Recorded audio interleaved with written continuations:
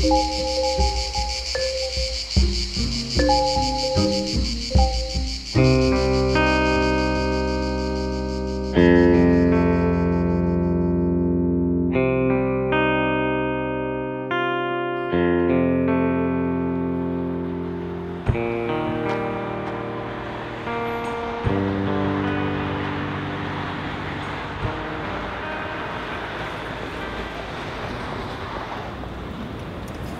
c'est un beau panier. Il est tout neuf, tout propre.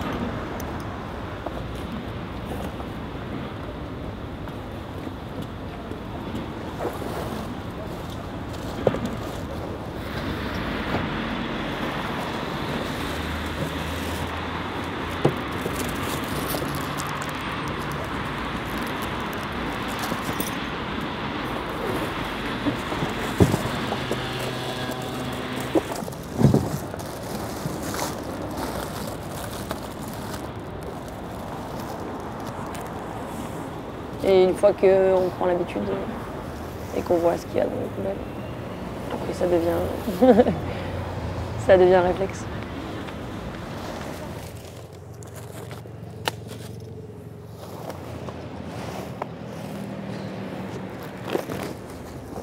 Tout mélangé, tout écrasé, tout abîmé. Ça là, tu vois. Encore en dessous des fleurs.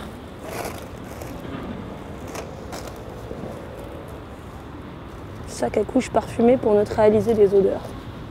Typiquement le genre de truc qui ne périme pas. Hein.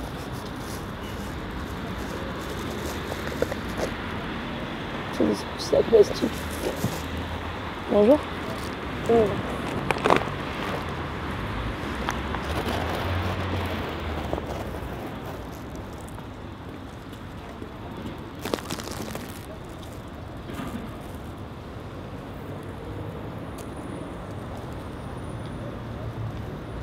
Messieurs, allez-y, il y a trop pour moi, je peux prendre tout ça. Hein. Allez-y, avant que les éboueurs passent vite. Ah ouais, c'est quoi que tu Du pain. Vous mangez ça, yaourt? Ah ouais. Moi je mange pas, allez-y. Allez-y, hein, il y en a 3-4 paquets là. Et ils arrivent les éboueurs, donc c'est le moment.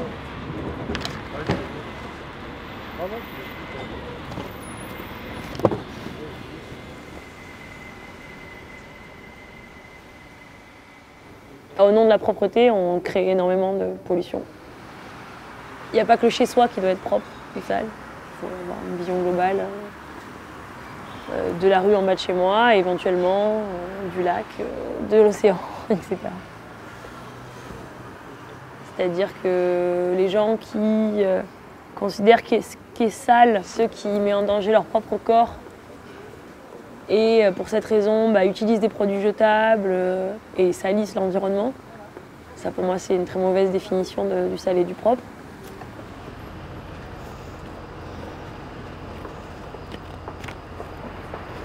Je regarde toujours ici parce que comme j'achète rien de neuf, quand j'ai besoin de livres, parfois ils sont ici. Ça fait 6 mois que je dois le lire et je l'ai enfin trouvé d'occasion.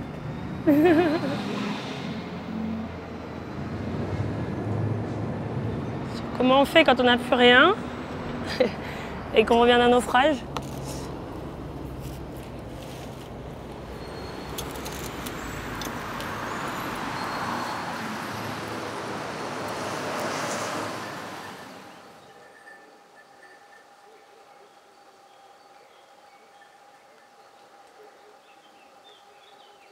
C'est Mathieu et Émilie de la Yourte. Ouais, c'est ça. Et du coup, quand on discute avec des gens qu'on ne connaît pas, au bout d'un moment sort le fait qu'on vit dans une yourte. Et là, vous viviez dans une yourte, mais vous n'avez pas du tout... on dirait pas que vous viviez dans une yourte.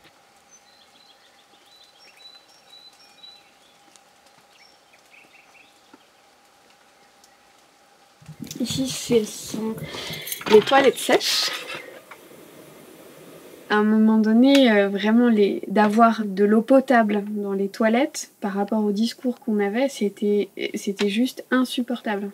Et ici, on accède au seau dessous. Ouais, donc là on est sur la zone de compostage. Donc c'est là qu'on voit bien le recyclage des matières organiques, entre autres. En fait, un compost, il finit toujours par composter au bout d'un certain temps. Sauf que si on veut que le compostage se fasse vraiment de façon active, efficace et rapide, surtout vu les volumes de WC qu'on a à traiter, il faut que ce soit plus rapide que de faire un simple tas et d'attendre que ça se passe. Du coup, le fait donc d'aérer toutes les semaines et de humidifier quand il faut, ça permet d'avoir toujours le bon taux d'humidité. Et ça permet notamment de conserver les fameux vers rouges qui sont nécessaires au retournement et au brassement du compost. En fait, moi je fais que la moitié du boulot parce qu'en fait les vers font le reste du boulot. Donc là on peut voir de la fumée qui se dégage. Donc là c'est le signe de bonne activation du compost. On voit quelques vers un petit peu sur le dessus. Ce composteur là il a 2 ans maintenant en fait, et il était de 2013, de mai 2013. Donc celui-ci il va partir dans le jardin dans une semaine ou deux. Et il sera rempli, partiellement rempli par le contenu de celui-ci qui va être trop plein là bientôt. Et là celui-ci il est en cours de repos, il sera prêt dans 4 mois si mes souvenirs sont bons. Mais bon en fait déjà on peut le toucher à la main sans problème. Voilà. Alors du coup il y a des petits débris de paille qui est toujours présente en surface.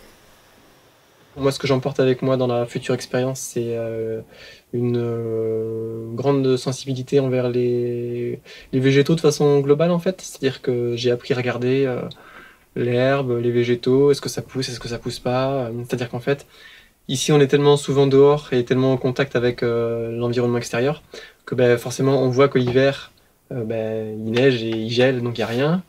Et puis au printemps ça repousse et l'été ça crame. Donc ça paraît assez basique de dire ça, mais en fait on tourne vraiment bien avec les saisons et le fait de bien les voir, les saisons marquées et de voir visuellement tous les matins parce qu'on est entouré de nature ici, qu'effectivement ça tourne, voilà, ça va permettre de se sentir vraiment dans ce mouvement-là. Il y a les premières fraises qui se forment, ça devrait être chouette. On va se régaler. Alors fraisier et ail, parce que ça se complémente très très bien. Donc voilà, après c'est un peu une friche, j'aime bien que les plantes s'autogèrent, donc à un moment donné quand ça empêche autour des fraisiers de laisser mûrir les fruits, j'enlève, mais sinon j'aime bien que ça se ressème par soi-même.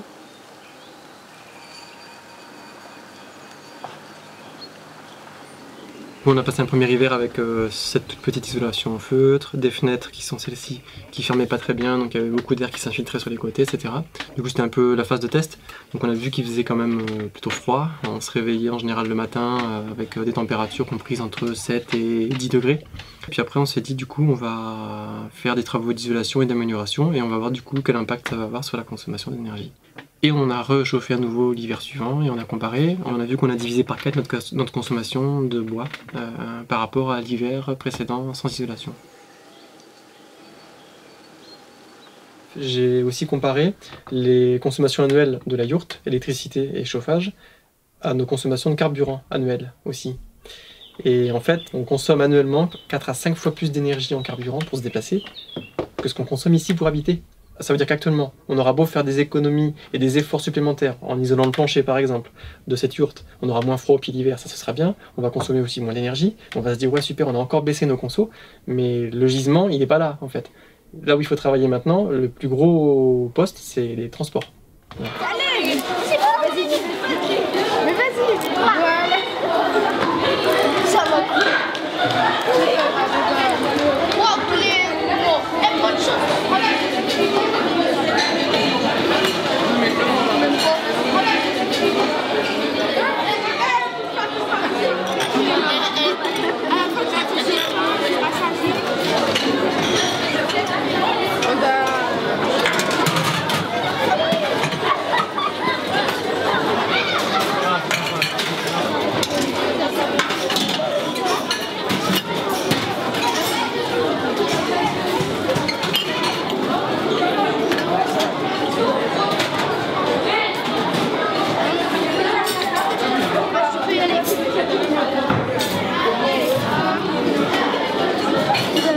Je notais ce que les personnes prenaient, je notais ce qu'ils avaient dans leur plateau, je cochais.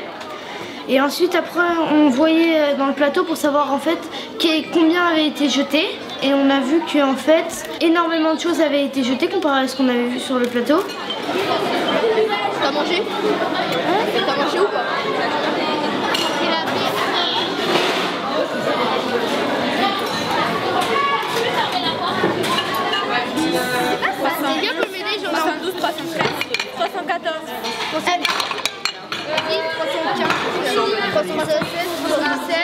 Vas-y, 18.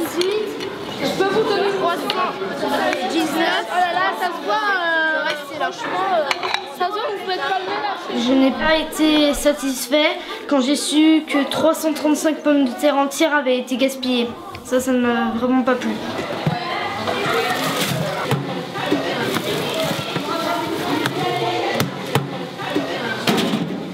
Je pense que dans la cuisine, s'ils pouvaient faire, c'est de prendre les épluchures pour pouvoir faire un compost.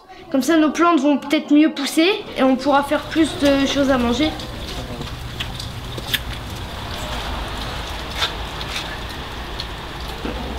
Moi, je trouve que la nature, c'est plutôt précieux puisque on détruit tout d'habitude. Il y en a juste pour s'amuser, ils tuent des plantes, ils détruisent des arbres, juste pour s'amuser et faire un peu de dégâts.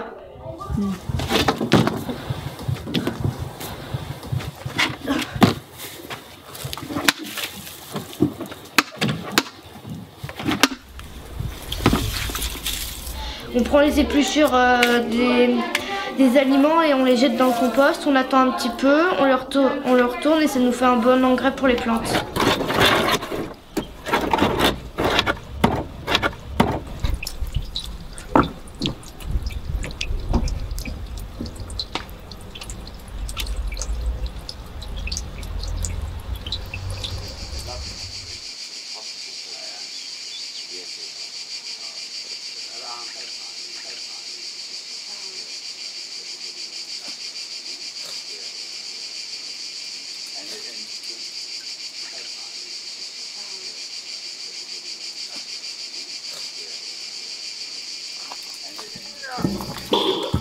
Oups, il y a la citerne, tu vois.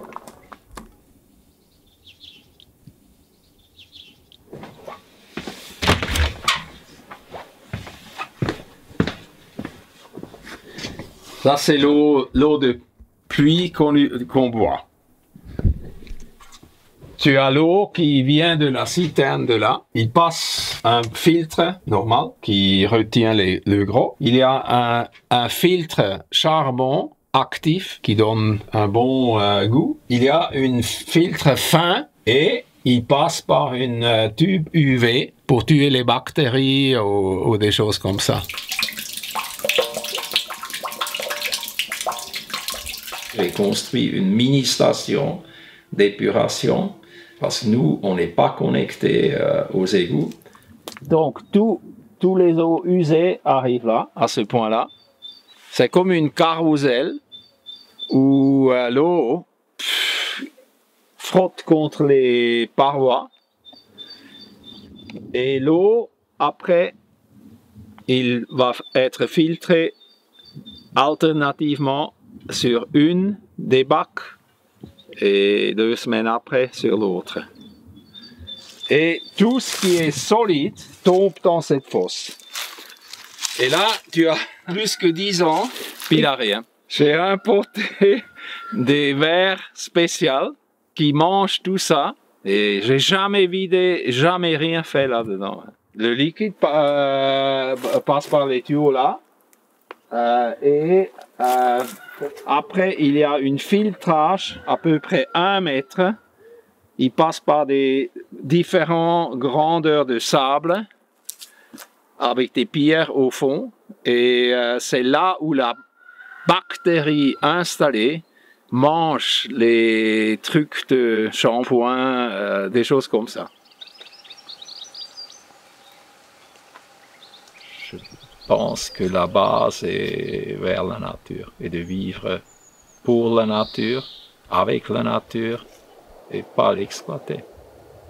Je sens ça. Ouais.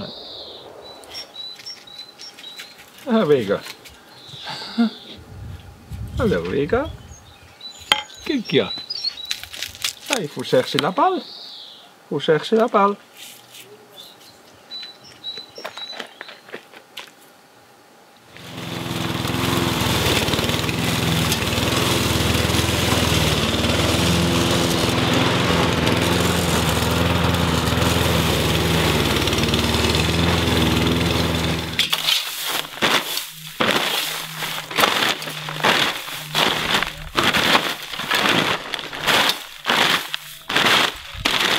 Je sais plus comment ça nous est venu la paille. Je sais plus. Parce que moi, le flash que j'ai, c'est en voiture, on descend à Marseille, et tu me dis en paille, et je te dis, mais c'est quoi cette idée? Il me semble. Tu m'as dit, ben quand même, c'est écolo, c'est pas cher et tout. Je dis, bon, pourquoi pas.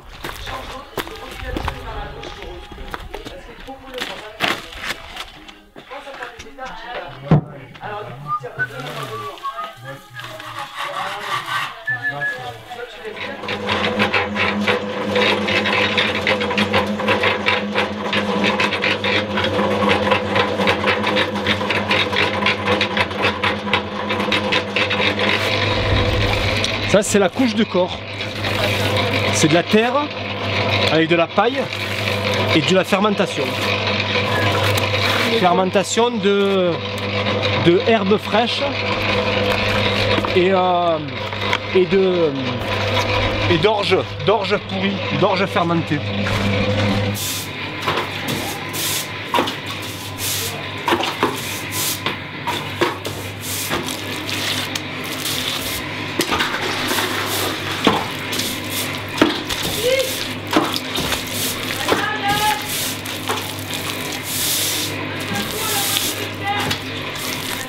C'est la technique qu'on a choisie en paille de CST, la technique particulière de CST, qui a fait qu'on a trouvé le formateur et qui a fait qu'on est parti en chantier participatif. Parce que Mathieu ne fonctionne que par chantier participatif. Et on s'est dit, bah, on aime le monde, on aime la convivialité.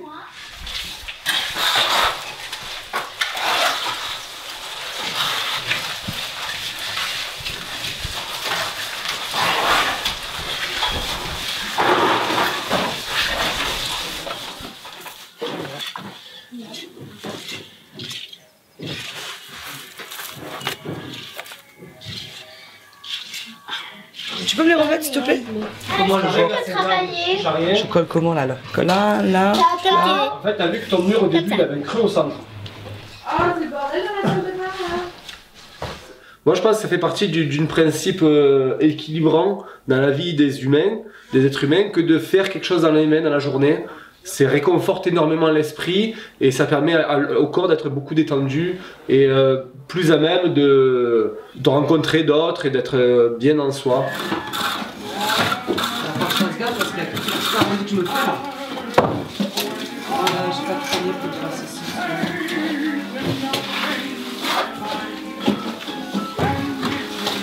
On fait ensemble avec les mains quoi. Et les mains mais aussi la réflexion. Parce que c'est quand même des chantiers particuliers. Dans le sens où tu as un formateur qui t'explique la technique, mais la technique, elle explique pas toutes les difficultés que tu rencontres chaque jour. Du coup, qui fait l'enduit à la chaux? Les filles, c'est toujours bon? Ah ouais. Et pour l'enduit de corps? Moi je veux bien. Vous voulez bien enchaîner? Faire dans la lance. Est-ce qu'on peut déjà positionner le premier bac ou pas en hauteur? En mettant du sable en dessous, etc. Non, parce qu'on sait pas où le tuyau arrive. Sortie, ouais. Faire le cadre. La posture, c'est bien déjà. Moi, si j'ai bien compris, je me dis qu'il faut faire ça avant de faire les tuyaux en même temps. Non? Oui, oui. Ouais, ça serait. Ouais. Ah, le compteur, c'est pour Faire d'enseigner l'isolation entre les deux trucs. Ah, tu veux bien faire? Ah, Jonas, Ah, bah voilà, cool. C'est bien aussi. J'ai vite compris que c'était absolument possible de travailler sans chef. Où chacun prend sa place et où chacun devient responsable de ce qu'il est en train de faire. Donc effectivement, on a des consignes en début de journée, on a une somme de travail à faire, et on se les répartit comme on veut et on le fait comme on veut, en demandant conseil bien sûr, etc. Mais c'est chacun qui s'approprie sa tâche. Et ça pareil, ça change vraiment beaucoup de ce que le monde du travail ou la société nous vend comme schéma en temps normal. J'ai commencé à voir que c'était possible de vivre autrement et surtout que j'étais heureux en vivant autrement et que j'avais l'impression d'être plus vivant et d'apporter quelque chose, quoi. Donc aujourd'hui, j'ai fait pas mal de bénévolat ces 5-6 dernières années, soit sur des chantiers comme ça, soit en roofing, dans des fermes. Et donc je donne aux autres, mais je le fais aussi clairement parce que ça m'apporte beaucoup. C'est vrai que je reçois beaucoup. On crée des liens très intenses et on crée ces liens dans l'action en fait, à se passer des outils, à se donner des conseils.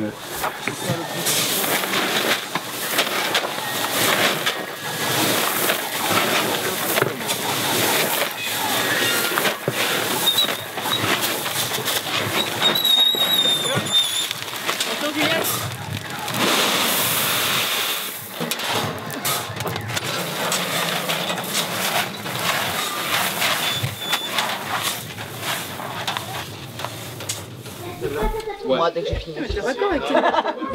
C'est pareil. Je sortais d'un système qui oppressait les gens, enfin, qui était complètement inhumain. Et là, d'un coup, je me retrouve baignée d'amour et dans un système où, justement, chacun a sa place au sein d'un groupe. Et c'est incroyable de se mettre, du coup, à travailler avec 20 personnes et de se rendre compte, au bout de très très peu de jours, qu'on aime ces 20 personnes, quoi. Donc, et que ça dure 3 semaines. Et que pendant 3 semaines, il n'y a pas de conflit, il n'y a pas de prise de tête, il n'y a pas de jalousie. Tout roule. Donc voilà, c'est comme si d'un coup on m'avait prouvé que j'avais raison depuis que je suis petite, quoi. Ouais, les gens sont vraiment bons, ils sont faits pour être gentils.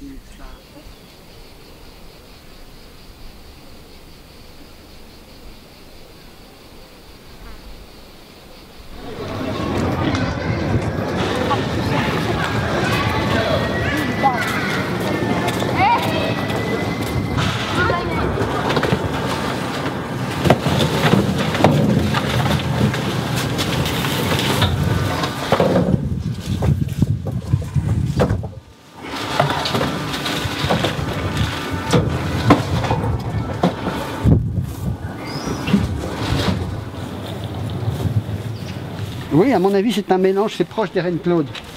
C'est de la très bonne pomme. Allez.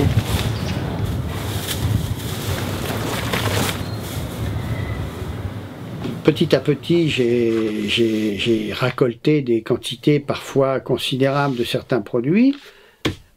J'ai cherché des gens à qui en redonner, à le distribuer, mais j'ai jamais réussi à redistribuer les gros excédents. Par exemple, certains jours, on trouve 100 ou 200 melons, des quantités au-delà de ce qu'on peut, bien sûr, ramasser et même consommer. Ça serait ça l'idéal, c'est qu'il y ait des frigidaires sur le chemin. J'aurais des paquets que je distribuerais immédiatement. Et puis il n'y aurait presque plus rien à monter. Alors, hop. Il a l'air bien.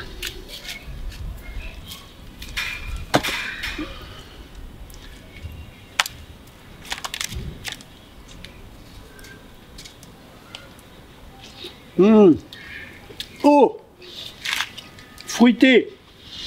Parfait.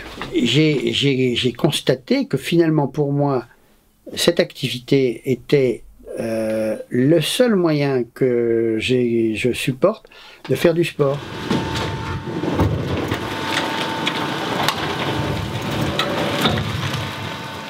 Ouais, ça va. Impérial.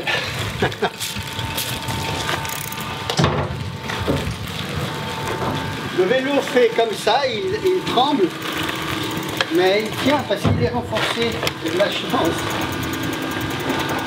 Là, il y a, sur le vélo, il y a 130 kilos. 130 kilos sur le vélo.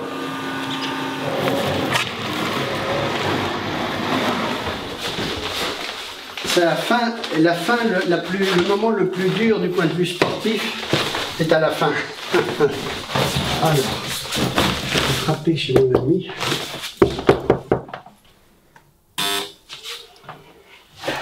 Ah là là. Alors, des vilaines romaines là, elles sont un peu sèches. Hein. Oui, oh bah. Mais alors, ça, regardez-moi ça. Ah oui. Mais vous savez, moi, quand c'est comme ça, on les remet dans l'eau. Je les mets tremper plusieurs heures, et après je les égoutte et elles ont repris de la. Voilà. Oh bah ça suffit. Hein. Alors, c'est ma préférée parce que elle m'allège au premier étage. Après, j'ai plus. Et la boîte de poids à monter. Elle m'allège quand même pour le premier étage et c'est plus facile pour faire les 4 étages suivants. Allez, bye bye. Au revoir. Au revoir.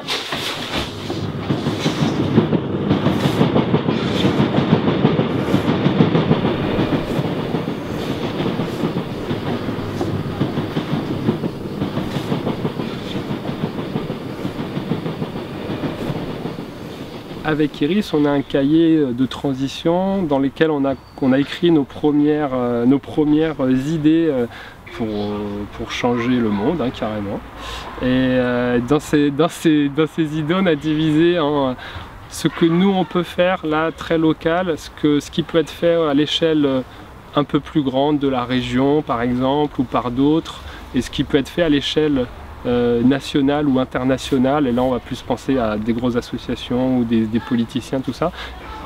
Un des principes pour ce jardin, c'était de faire sans eau et sans argent, parce que pour moi, les systèmes de permaculture, un des critères qui font qu'ils sont bons et qui fonctionnent, c'est que ça puisse être fait par n'importe qui, et même sans ressources, sans moyens. Donc on est un jardin associatif, on n'avait pas de point d'eau.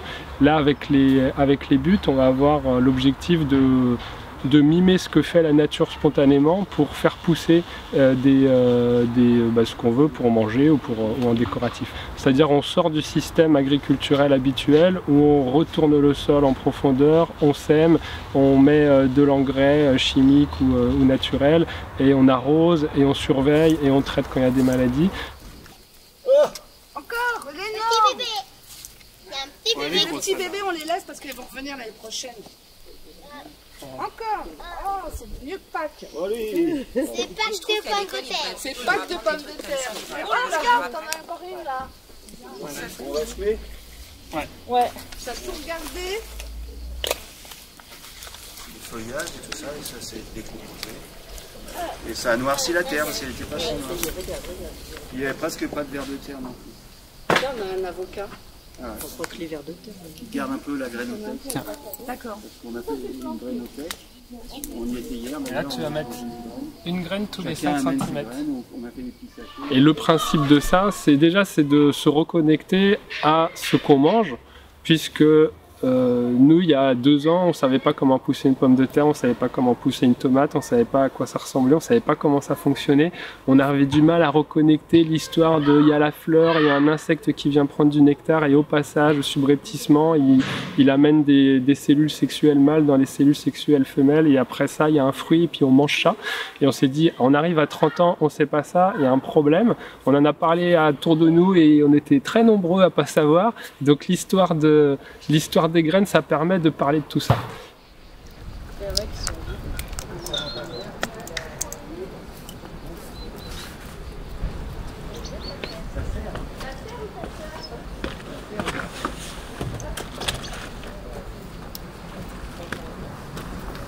Aujourd'hui en France, il est illégal de partager, d'échanger des graines comme on le fait, mais on le fait parce que ces lois qui ont été votées n'ont pas de sens, donc on agit pour que l'action aille dans le bon sens.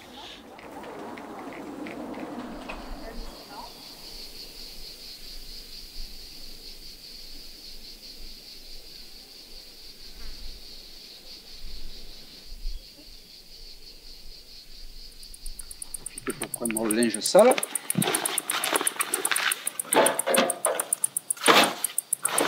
Une fois par semaine, je vais au village.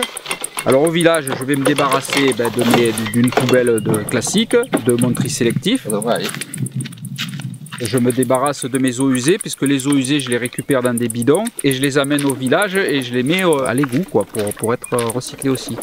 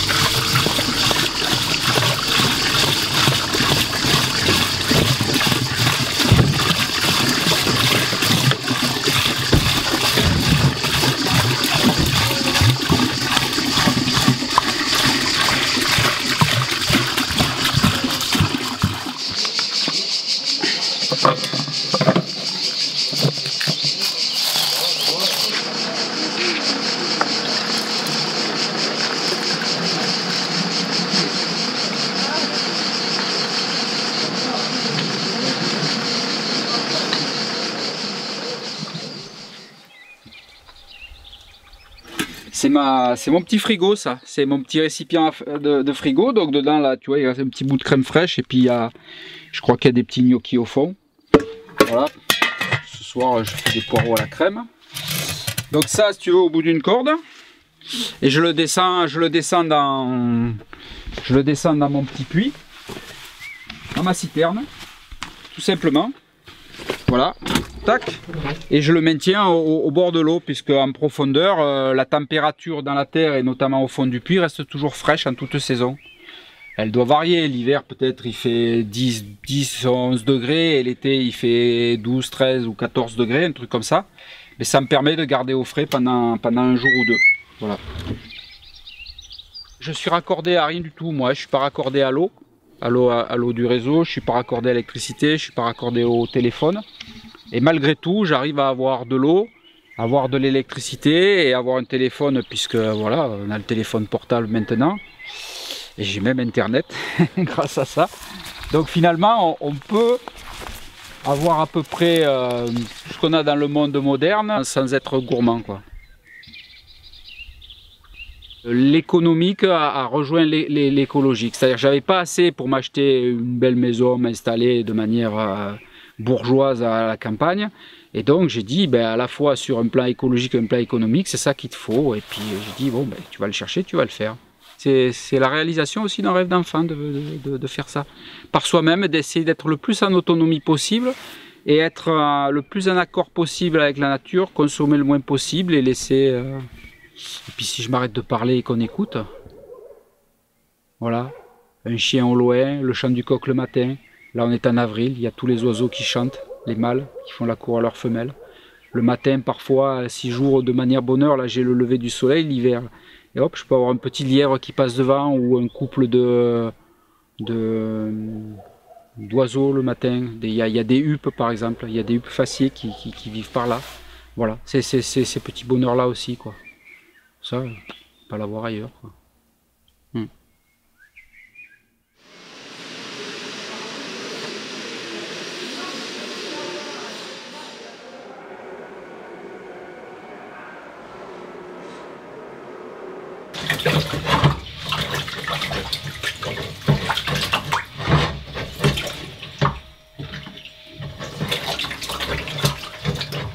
Alors, dans mon appartement, j'ai retiré le frigidaire, la machine à laver, la gazinière, au profit d'un tout petit 2 feux qui marche avec une petite bouteille de but à gaz.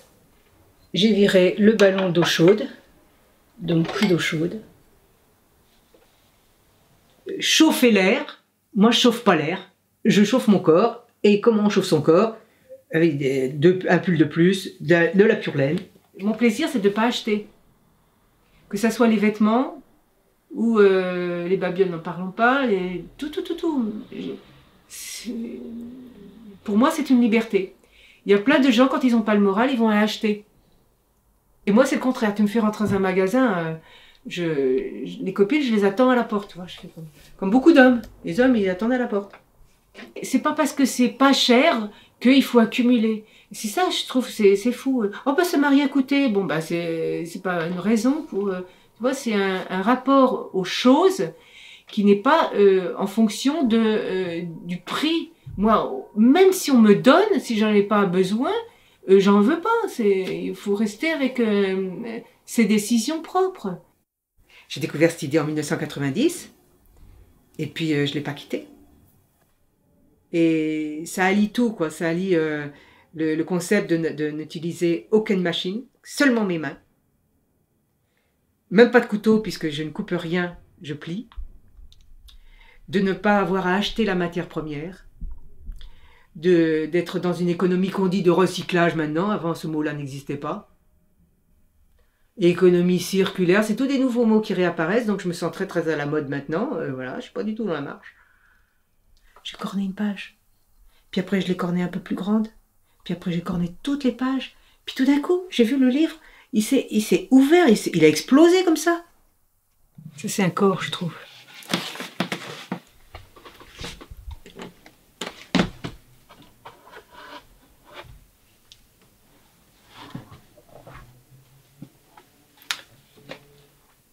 C'est à la fois on n'est pas sorti du livre et à la fois on y est complètement sorti. Hein. Non, c'est marrant, c'est une autre bibliothèque quoi. Tu vois, t'as la base, puis t'as la transformation. Allô? Allô? Oui? Oui, c'est moi.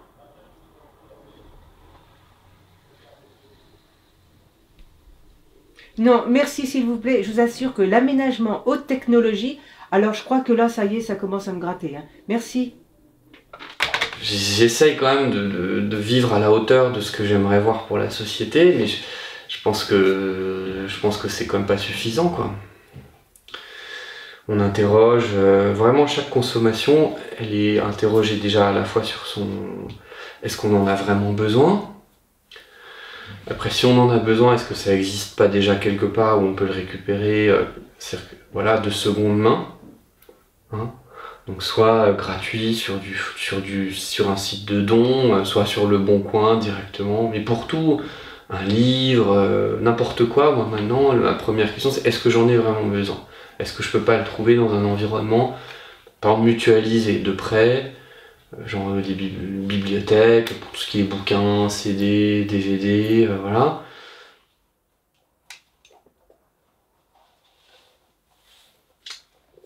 Je vais juste faire ça, étaler les lunettes, et toi avec le casque, tu vois, ça fait vraiment, ouais, tu rigoles, tu vois, mais c'est vrai que c'est, et les gens me regardent, se foutent un peu de ma gueule, mais en même temps je me sens mieux avec ça, et voilà. Moi dans ma boîte, il y avait 4 ascenseurs, il y avait tout le temps des bouchons. C'est-à-dire, en plus moi ça me stressait quand je l'attendais avec les gens, c'est-à-dire que t'es là, t'attends une machine qui veut... Et ça met plus, et souvent, et sans que je mette un point d'honneur à courir dans les escaliers pour arriver avant, et tu vois, genre, et ben j'arrive avant eux en haut, quoi, tu vois, donc en plus ça n'a pas de sens, donc non, l'ascenseur, même quand il y a beaucoup d'étages, tu vois, je sais pas si je vais chez le médecin, je sais plus, j'en ai 8e étage ou quoi, bon, enfin, tu vois, ça, voilà, bah tu prends 5 minutes, tu montes les marches, il se passe rien, au contraire, tu vois, je me dis, bon, bah voilà, je me fais les cuisses, non, je prends jamais l'ascenseur, non.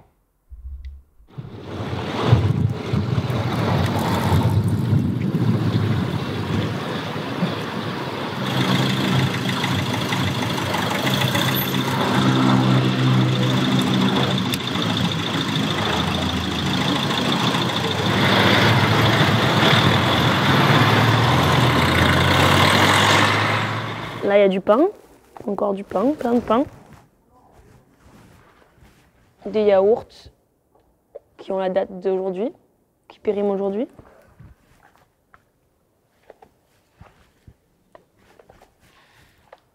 Du gazpacho qui périme demain. Tu vois, il n'est même pas expiré celui-là. Il y en a 4 paquets, je crois. On nous fait croire que le XXe siècle, c'est un siècle de progrès parce que d'un coup, les êtres humains ont eu accès à un confort matériel, une sorte d'achèvement nouveau, irréversible. C'est beaucoup plus contraignant et nuisible de devoir gérer des tonnes et des tonnes et des milliards de tonnes de déchets sur la planète aujourd'hui que, je sais pas, d'aller à un magasin de vrac avec mon pot en verre. Tu vois, plein de gens critiquent mon mode de vie en disant « ouais, mais quand même, c'est pas pratique ».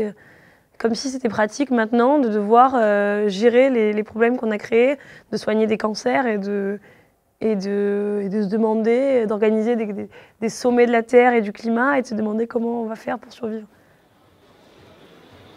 La réponse, elle n'est jamais individuelle, être cohérente individuellement avec mes principes, ça me permet d'être de bonne humeur plus souvent, mais ça ne me suffit pas parce que la réponse, elle n'est pas individuelle, elle est collective, elle est politique, donc je suis plus satisfaite quand j'ai l'impression de rendre publique une action ou de monter un projet collectif. Là maintenant, de plus en plus, on se dit bah ouais, on veut construire et faire vivre un idéal et le vivre à part entière 100% du temps et pas se dire bah là je vais bosser comme un con là et puis et après je vais en profiter pour être dans mon jardin. Non, on essaye au quotidien, quel que soit notre métier, de faire les choses au mieux en accord avec ce qu'on pense, le dire et entre guillemets occuper le terrain par rapport à toutes sortes de choses qu'on peut entendre clivantes, qui ségrèguent, qui sont violentes, qui sont... Non, nous on a d'autres idées et on veut les porter, les mettre sur la table. Et après ça donne une courbe. Tu laisses bien sécher et à la faut un petit peu de courage, quoi. Faut un petit peu de... Faut avoir envie de s'affirmer. Je suis très contente qu'on ait su écouter les questionnements intérieurs qu'on a. Et après, nos réponses ont été celles-ci, mais ça aurait pu être d'autres réponses. C'est quand on fait des chantiers comme ça qu'on se rend compte que qu'en fait, voilà, l'humanité est une grande famille et ça nous saute aux yeux, quoi. C'est aveuglant presque, tellement que c'est brillant de clarté. Effectivement, on se ménage les uns les autres, on fait attention, et puis tout le monde est généreux dans le sens altruisme.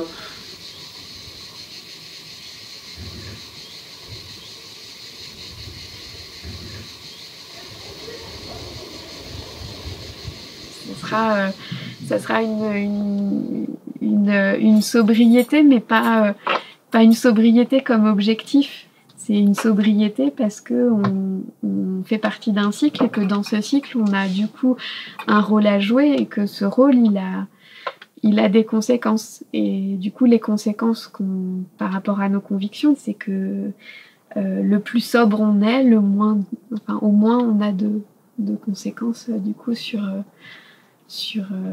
notre environnement, quoi. Et au mieux, on s'inscrit dans ce cycle.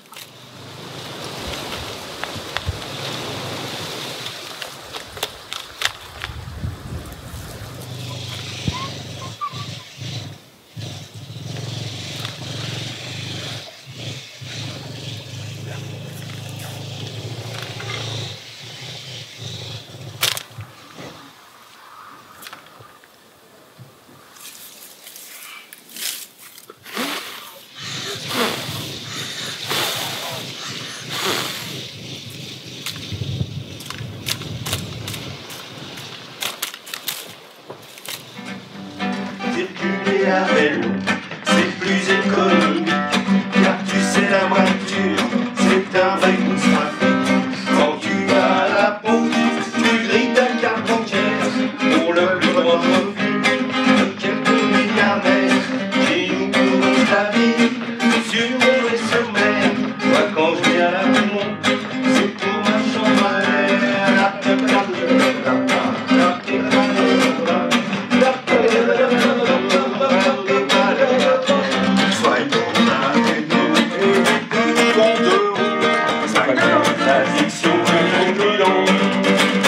Enfin bon. Ouais.